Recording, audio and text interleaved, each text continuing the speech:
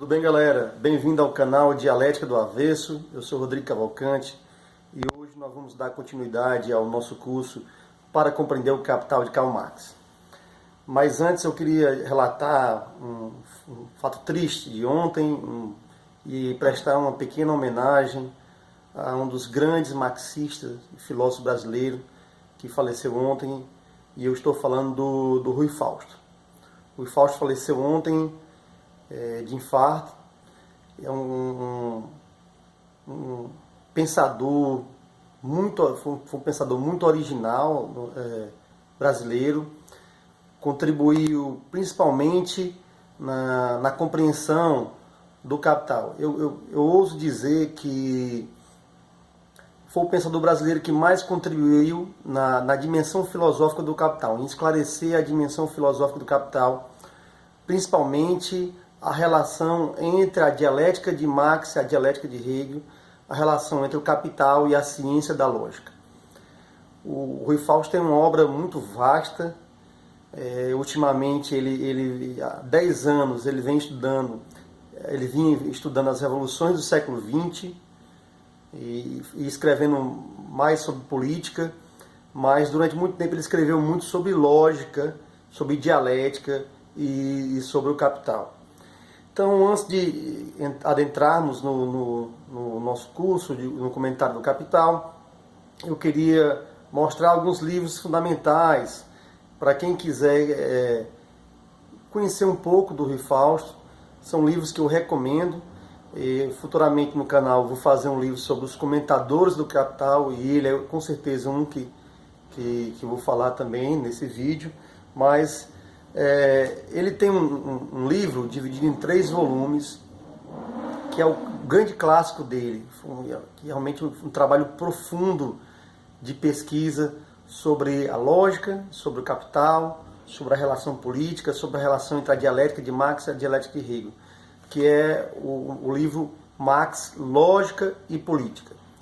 Esse livro está dividido em 3 volumes, e o primeiro e o segundo volume foram publicados pela Brasiliense, e o terceiro volume foi publicado pela editora 34.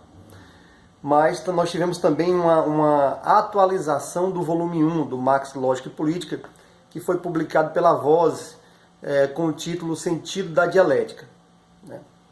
Marx, Lógica e Política. Ele inverte o título e o subtítulo. E aqui há um prefácio novo, né? Há algumas, segundo o próprio autor, segundo o Rui Fausto, algumas correções da parte estilística, né? Então esse aqui seria equivalente ao volume 1 do Marx, Lógica e Política. E se vocês entrarem na estante virtual, na Amazon, vocês vão encontrar que é geralmente nessa capa. Esse aqui é o volume 2 do Marx, Lógica e Política. Então, geralmente ela vem nesse formato, né? E o livro 3 não está aqui, da editora 34. Eu acho que eu tenho um xerox do livro 3. Está até esgotado esse livro 3. Mas outro livro dele que também é fundamental, um livro importantíssimo, que é o livro Dialética Hegeliana, Dialética Marxista, a circulação simples, a produção capitalista como circulação simples, dialética marxista, dialética hegeliana. Ele publicou esse livro também em francês. Esse livro aqui, digamos que ele vai aprofundar os últimos capítulos do livro 1 do Marx, Lógica e Política, estabelecendo um estudo mais aprofundado sobre os 3 primeiros capítulos do Capital, que nós que é chamado de circulação simples. E nesse livro ele vai explicar um pouco da relação entre a dialética marxista e a dialética hegeliana. As dialéticas que há no Capital, da dialética da forma, da dialética da matéria, dialética do conteúdo, as formas do valor, como é que se desenrola essa dialética. É um livro muito denso,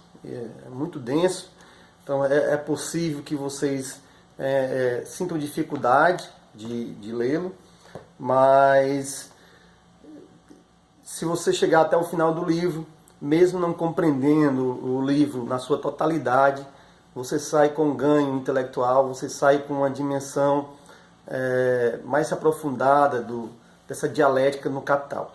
Você vai ver que você percebe que o Capital é uma obra muito complexa e que a dimensão filosófica ela está muito presente ali no Capital.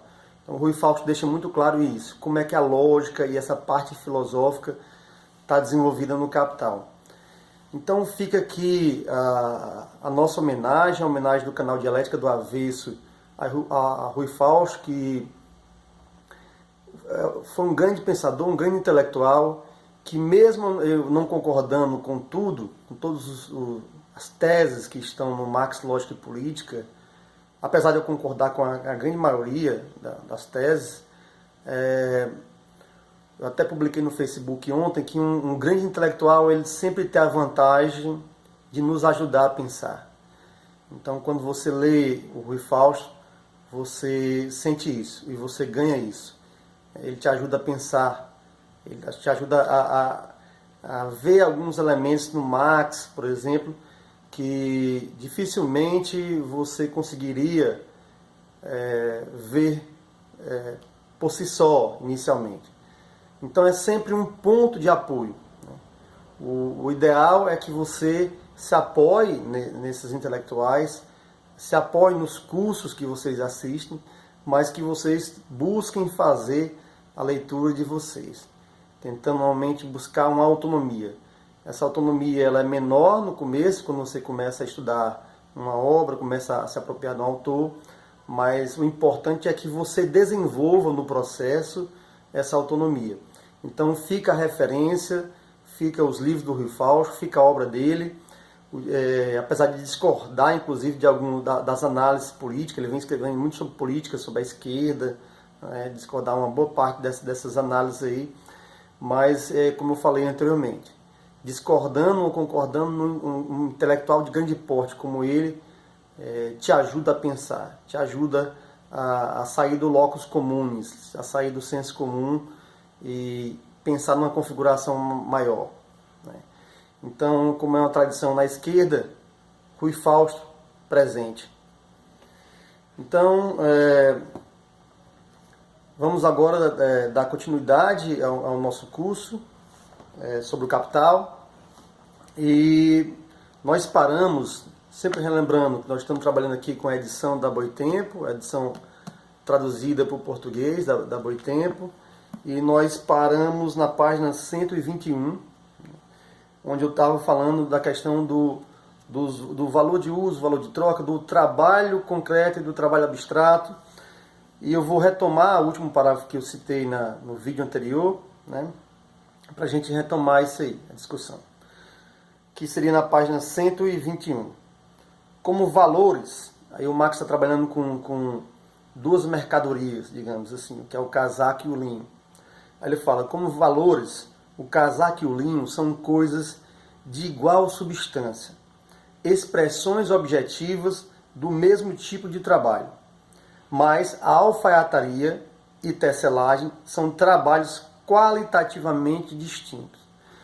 Então o Marx está mostrando aqui que entre duas mercadorias quaisquer duas mercadorias que são diferentes, elas expressam aquela dualidade que existe entre um valor de uso e se expressa no valor de troca, ela também expressa uma dualidade, dois tipos de trabalho que estão incorporados nessas mercadorias.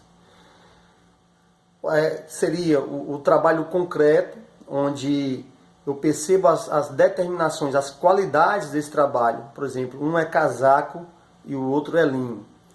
E existe um elemento de abstração, de redução, onde o casaco e o linho pode ser igualado. Ou seja, abstraindo essas determinadas qualitativas, essas diferenças qualitativas, eles podem ser igualados numa substância de valor, que seria o fato de ambos ter trabalho humano. Trabalho humano entendido de forma geral, dispêndio fisiológico de energia.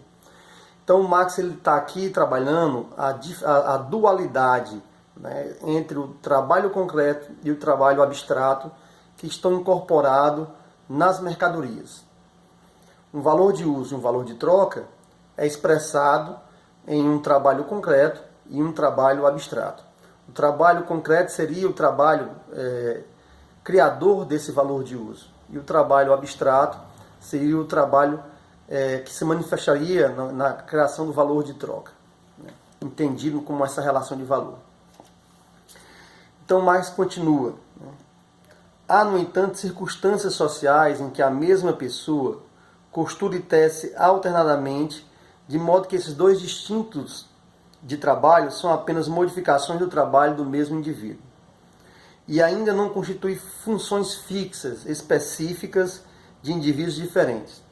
Assim como o casaco que nosso alfaiate faz hoje e as calças que ele faz amanhã pressupõem somente variações do mesmo trabalho individual. A evidência nos ensina, além disso, que em nossa sociedade capitalista, a depender da direção cambiante assumida pela procura de trabalho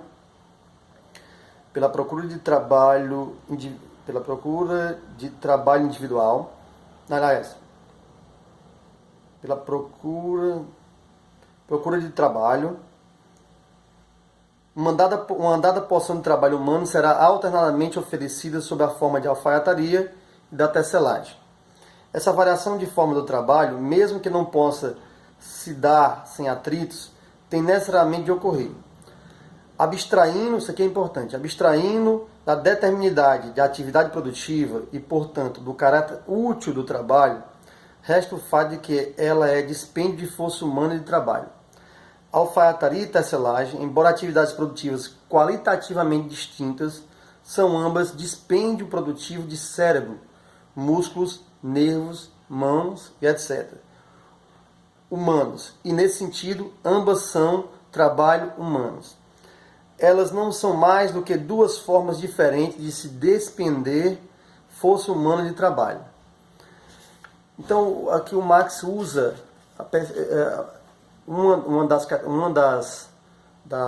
dos instrumentos lógicos que ele recorre bastante, que é a perspectiva das abstrações razoáveis. Então, aqui, para nós identificarmos, entendermos o valor, nós temos que abstrair das determinações qualitativas, de passarmos, digamos assim, do trabalho concreto para um trabalho bem mais geral, onde a única qualidade que a gente poderia identificar é que é trabalho humano. Então, tanto o trabalho para construir o casaco, como o trabalho para construir o linho, esquecendo essas determinações diferentes, qualitativas, o que há comum entre eles é que ambos são frutos do trabalho humano. E nessa dimensão de um elemento abstrato, abstraindo essas qualidades, eu posso compará-los, eu posso converter uma certa quantidade de casaco, uma certa proporção de linho. Só é possível essa relação se essa abstração também, obviamente, nós vamos ver lá mais na frente, ela for uma abstração que ocorre na própria realidade, no caso, uma redução. As pessoas trocam determinadas mercadorias por outras mercadorias em proporções porque nelas estão incorporadas quantidades de trabalho equivalentes. Aí, vamos aqui pular um pouco, vamos para a página 122. Aí, mas o valor da mercadoria representa unicamente trabalho humano, dispêndio de trabalho humano. Ora, assim como na sociedade burguesa, um general ou um banqueiro desempenha um grande papel, ao passo que o homem comum desempenha, ao contrário, um papel muito miserável, o mesmo ocorre aqui com o trabalho humano. Ele é dispêndio da força de trabalho simples que, em média, toda pessoa comum, sem qualquer desenvolvimento especial, possui em seu organismo corpóreo. Embora seu caráter varie em diferentes países e épocas culturais, o trabalho simples médio está dado em toda e qualquer sociedade existente. O trabalho mais complexo vale apenas como um trabalho simples potencializado, ou antes, multiplicado, de modo que uma quantidade menor de trabalho complexo é igual a uma quantidade maior de trabalho simples. Que essa redução ocorre constantemente é algo mostrado pela experiência. Mesmo que uma mercadoria seja o produto do trabalho mais complexo, seu valor a equipara ao produto de trabalho mais simples e, desse modo, representa ele próprio uma quantidade determinada de trabalho simples. As diferentes proporções em que os diferentes tipos de trabalho são reduzidos ao trabalho simples como unidade de medida são determinadas por meio de um processo social que ocorre pelas costas dos produtores e lhes parecem, assim, ter sido legadas pela tradição. Para fins de simplificação, de agora em diante, consideramos todo tipo de força de trabalho diretamente como força de trabalho simples, com o que apenas nos poupando o esforço de redução. Então, quando o modo de produção capitalista ele se desenvolve e o Marx parte desse desenvolvimento já, de uma certa forma, estabelecido e parte da Inglaterra como o elemento da experiência, como ponto de partida da análise, a tendência é que essas diversidades dos trabalhos complexos, essas diferentes qualidades dos trabalhos complexos, elas sejam reduzidas a um trabalho simples médio. Aquele que nós vimos falando de o tempo socialmente necessário para a produção da mercadoria. É dessa forma que nós temos já aí pressuposto uma relação predominante na sociedade capitalista, que é a relação de trabalho assalariado. O trabalho assalariado é entendido nessa dimensão, isso mais geral. Isso aqui é num primeiro momento de simplificação. Marx não quer dizer que esses trabalhos complexos eles não exerçam uma função forte. Só que no sentido geral, digamos, de mensuração do valor, os trabalhos complexos são reduzidos a um trabalho social simples, né? Entendendo nessa dimensão mais de uma redução, de uma abstração. Continuando. Assim como os valores do casaco e do linho está abstraída a diferença entre seus valores de uso, também nos trabalhos representados nesses valores não se leva em conta a diferença entre suas formas úteis, a alfaiataria e a tecelagem. Assim como os valores de uso do casaco e linho constituem nexo de atividades produtivas orientadas a um fim e realizadas com o tecido e o fio, ao passo que os valores casaco e linho são, ao contrário, simples massas amorfas de trabalho, também os trabalhos contidos nesses valores não valem pela relação produtiva que guardam com o tecido e o fio, mas tão somente como dispêndio de força humana e de trabalho. Alfaiataria e tecelagem são elementos formadores do valor de uso, casaco e linho. Precisamente devido às suas diferentes qualidades, constitui substância. Precisamente devido às suas diferentes qualidades, constitui substância do valor do casaco e do valor do linho somente na medida em que, abstraída de suas qualidades específicas, ambas revelam possuir a mesma qualidade, o trabalho humano. O Marx volta novamente àquele conceito que nós trabalhamos, que é o conceito de substância do valor, né? Então, a substância do valor é o quê? É o trabalho humano, é o fundamento do valor. O fundamento do valor é o trabalho humano. Então, para que haja essa relação de valor nas mercadorias e elas sejam trocadas em determinadas proporções, é necessário que haja um processo real de redução, onde as determinações qualitativas, as diferentes qualidades desses trabalhos, que produzem valores de uso diferentes, não são consideradas na troca. O que é considerado na troca é um elemento qualitativo geral, menos determinado, que é o fato de ambos as mercadorias possuir trabalho humano, dispêndio fisiológico de energia, trabalho humano médio geral. Então, o que o Marx está querendo dizer? Ele está querendo dizer que o valor de uso ele é produzido por um tipo específico de trabalho, que é o trabalho concreto. E o valor que se expressa numa proporção no seu valor de troca, onde as mercadorias são trocadas umas pelas outras em determinadas proporções, é fruto de um trabalho reduzido, abstraído numa dimensão geral, trabalho humano abstrato, onde eu abstraio as suas determinações, as suas diferenças qualitativas e entendo apenas a sua forma mais geral. O fato de estar ali incorporada trabalho humano. Essa é a dualidade do valor de uso e valor de troca, do trabalho concreto, do trabalho abstrato, que é incorporada na mercadoria, que é objetivada na mercadoria. Casaco, linho não são apenas valores em geral, mas valores de determinada grandeza. E de acordo com nossa suposição, o casaco tem o dobro do valor de 10 braços de linho. Isso aqui o Marx trabalhou com uma suposição. Vamos imaginar aqui o casaco é o dobro do valor do linho, né? E a partir desse exemplo ele vai desenvolvendo. De onde provém essa diferença de suas grandezas? De onde provém essa diferença de suas grandezas de valor? Do fato de que o linho contém somente metade do trabalho contido no casaco, pois para a produção do último requer-se um dispêndio de força de trabalho durante o dobro do tempo necessário para a produção do primeiro. Portanto, se em relação ao valor de uso, o trabalho contido na mercadoria vale tão somente qualitativamente em relação à grandeza do valor, ele vale apenas quantitativamente, depois de ter sido reduzido a trabalho humano sem qualquer outra qualidade.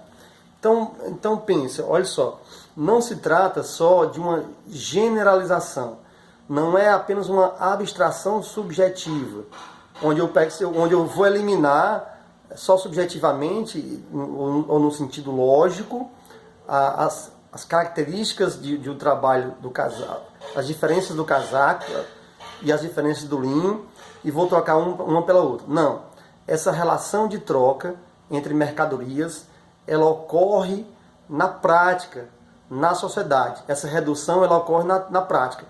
E para haver uma equivalência entre o fato de eu poder trocar determinada quantidade de casaco por determinada quantidade de linho, ou por determinada quantidade de cadeiras, ou por determinada quantidade de mesa, de eu poder equiparar diferentes mercadorias, o critério que há, objetivo aí, é que há trabalho humano em cada uma delas. É equivalente, equiparado quantitativamente. Então, o trabalho concreto, eu estou analisando as suas determinações qualitativas. E quando nós falamos de um trabalho abstrato, nós estamos prezando pelas determinações quantitativas. Então, existe trabalho humano entre todas essas mercadorias, e eu vou poder agora equiparar uma com a outra a partir do tempo de trabalho que foi necessário para produzir cada mercadoria.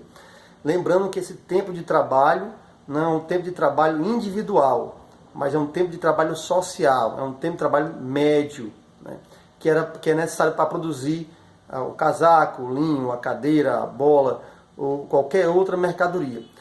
Esse tempo social ele não é fixo, ele varia constantemente de um país para o outro, de uma sociedade para outra, de uma época para outra. Se eu crio uma tecnologia nova, se eu aumento as forças produtivas em um determinado setor, eu posso diminuir o tempo para produzir determinada mercadoria. Então, eu vou diminuir o valor dessa mercadoria porque eu vou produzi-la em menos tempo. Então, só para vocês terem